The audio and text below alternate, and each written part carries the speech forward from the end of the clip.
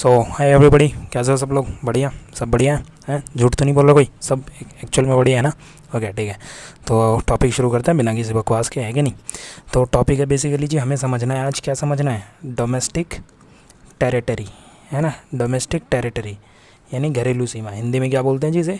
घरेलू सीमा। अरे सीमा किसी लड़की का नाम नहीं है। घरेलू सीमा मतलब बाउंड्री, है ना? बाउंड्री।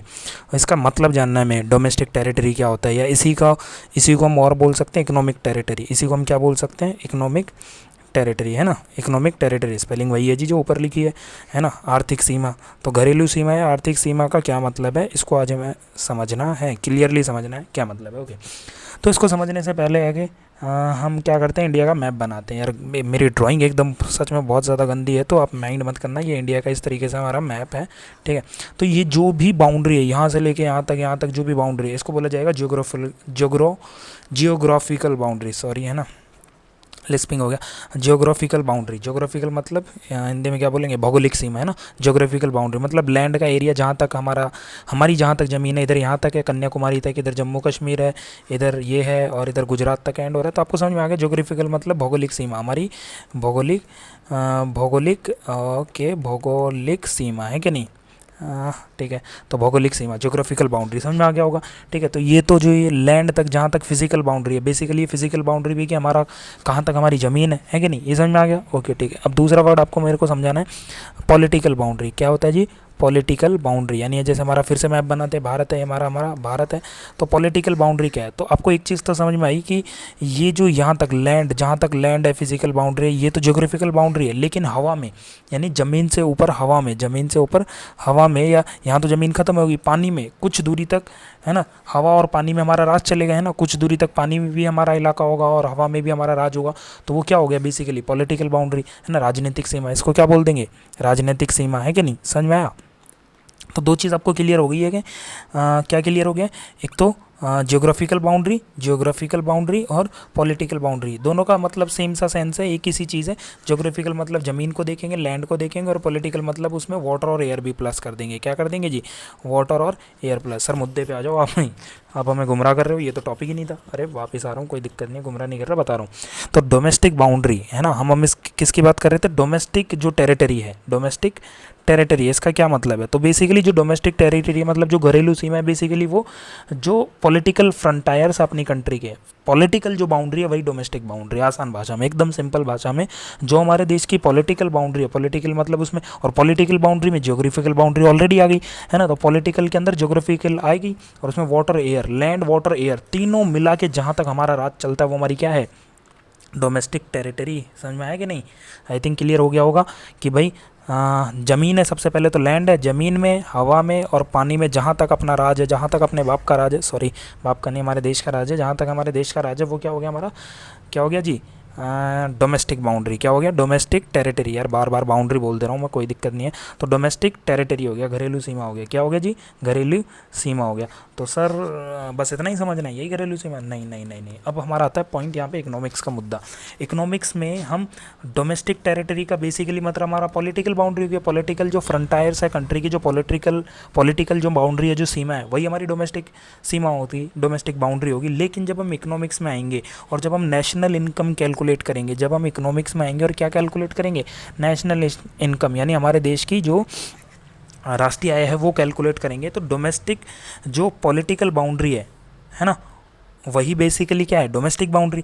लेकिन जब हम नेशनल इनकम कैलकुलेट कर रहे होंगे या फिर इको पढ़ रहे होंगे, तो हमारा डोमेस्टिक टेरिटरी का मतलब थोड़ा सा और क्या हो जाएगा? वाइड हो जाएगा, थोड़ा सा वाइडर हो जाएगा। वाइडर मतलब थोड़ा बड़ा हो जाएगा, थोड़ा इससे ज़्यादा हो जाएगा। मतलब ज़मीन को इंक्लूड करेंगे, हवा को इंक्लूड करेंगे, पानी को भी इंक्लूड करेंगे, लेकिन इसके साथ साथ कुछ और चीज़ें इंक्लूड करेंगे, तब जाके हमारा डोमेस्टिक टेरिटरी बेसिकली कंप्लीट होगा, या इकोनॉमिक टेरिटरी हमारा कंप्लीट होएगा। आई थिंक इतना समझ में आ गया होगा। तो सर बता दो क्या क्या इंक्लूड करेंगे? ओके जी, 3 चीज़ें इंक्लूड करेंगे सबसे पहले, यानी डोमेस्टिक टेरिटरी। डोमेस्टिक टेरिटरी का मतलब पॉलिटिकल जो फ्रंटायर्स है कंट्री का, पॉलिटिकल टेरिटरी वहीं तक है, लेकिन इकोनॉमिक्स में नेशनल इनकम कैलकुलेट करते टाइम हम कुछ और चीज़ों को इंक्लूड करेंगे। तो अब क्या करेंगे? नेशनल, सबसे पहला point, ships and aircraft. Ships and aircraft, है ना। बुक में सब लिखा पड़ा होगा यार, याद कर लेना, मेरा काम यहाँ समझाने का, मैं आपको एकदम चकाचक समझा दूंगा, ठीक है।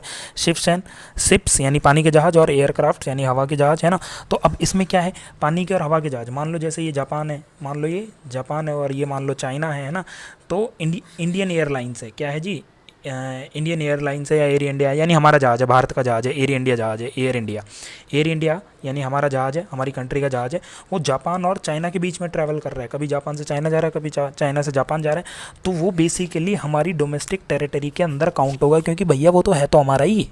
जापान के अंदर चले जाने से जापान का थोड़ी हो गया, या चाइना के अंदर चले जाने चाइना का हो गया है तो हमारा ही। तो किसके अंदर शामिल किया जाएगा, basically domestic territory, this will be included in the domestic territory of, है ना, किसकी, इंडिया की डोमेस्टिक टेरिटरी के अंदर इसको इंक्लूड किया जाएगा। किसको, एयर इंडिया का जो, यानी आपको शिप्स और जो एयरक्राफ्ट्स हैं, जो हवाई जहाज है, उनका ध्यान रखना है कि अगर वो किसी भी देश में ट्रैवल कर रहे हो, अगर वो इंडिया के हैं, और इंडिया के कौन चला रहा है उन्हें, नॉर्मल रेजिडेंट, इंडिया का कोई नॉर्मल रेजिडेंट, अब ये तो गवर्नमेंट ऑफ इंडिया ही चला रही थी, तो ऑब्वियस सी बात है कि नहीं। और अगर इंडिया का कोई नॉर्मल रेजिडेंट भी है, और अगर कोई वो ऐसे जहाज वहाज चला रहा है कहीं किसी दुनिया के किसी भी कोने में मर रहा है, तो भी वो डोमेस्टिक टेरिटरी के अंदर काउंट होएगा, क्योंकि वो इंडिया का नॉर्मल रेजिडेंट है ना, और वो दुनिया के किसी भी कोने में जहाज चला रहा है ना, तो वो इंडिया की डोमेस्टिक टेरिटरी के अंदर काउंट होएगा। सर जल्दी जल्दी बता दो, टाइम वेस्ट बहुत करते हो आप। ओके, दूसरे पे आ जाते हैं।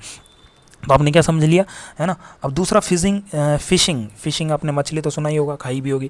फिशिंग वेजल्स का मतलब है बेसिकली जो नाव वगैरह है, जो बोट है हमारी, है ना, जो नाव है, बोट है जो समंदर में चलती है कि नहीं। अगर जैसे मान लो ये इंडिया है, लास्ट है यहाँ, तो इंडिया के कुछ दूरी तक, यहाँ तक मान लो ये हिंद महासागर है और यहाँ तक तो अपना इलाका ही है, लेकिन अगर वो इस इलाके से भी बाहर आ जाते हैं, यानी कहीं समुद्र में पानी के कुछ दूरी तक हमारा इलाका होता है ना, आई थिंक वो 22 नॉटिकल माइल्स होता है कुछ, है ना, तो वहाँ तक हमारा इलाका है। लेकिन अगर उससे भी आप बाहर निकल गए, यानी इंडिया की जो पॉलिटिकल बाउंड्री है उससे भी आप बाहर आ गए, है कि नहीं, तो भी ये जो नाव है या जो पानी का जहाज है वो किसकी डोमेस्टिक टेरिटरी के अंदर आएगा जी, इंडिया की। क्यों, क्योंकि इसे इंडिया का कोई नॉर्मल रेजिडेंट बंदा चला रहा था। सर ये नॉर्मल रेजिडेंट आप बार बार यूज़ कर रहे हो, होता है क्या, ये तो बता दो।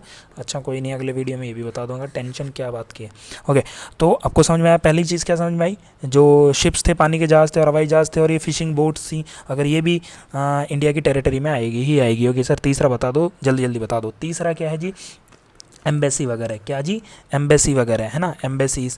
तो एम्बेसीज मतलब गवर्नमेंट का ऑफिस होता है। जैसे मान लो ये इंडिया है, ये हमारा देश है इंडिया, और ये हमारा है चाइना, है ना, मान लेते चाइना। तो हमारे इंडिया के कुछ बंदे चाइना के अंदर रहते होंगे। अब मान लो चाइना के अंदर अगर हमारे कुछ बंदे हैं तो उनको कोई प्रॉब्लम होती है, तो वो किसे कॉन्टैक्ट करें, तो चाइना के अंदर इंडिया की एक एम्बेसी होगी, और मान लेते हैं कि इंडिया के अंदर चाइना की एक एम्बेसी होगी। एम्बेसी का मतलब वो क्या कहते हैं उसे, हिंदी में यार याद नहीं आ रहा मेरे को, है ना, तो एम्बेसी, है ना। तो बेसिकली क्या है कि एम्बेसी का मतलब गवर्नमेंट का ऑफिस है दूसरी कंट्री के अंदर। आसान भाषा में हमारी गवर्नमेंट का ऑफिस है दूसरी कंट्री के अंदर, या चाइना का ऑफिस है हमारी कंट्री के अंदर। तो अगर इंडियन एम्बेसी है कहीं, कहाँ पे है जी वो, चाइना के अंदर है, जापान के अंदर है ना, यूएसए के अंदर है।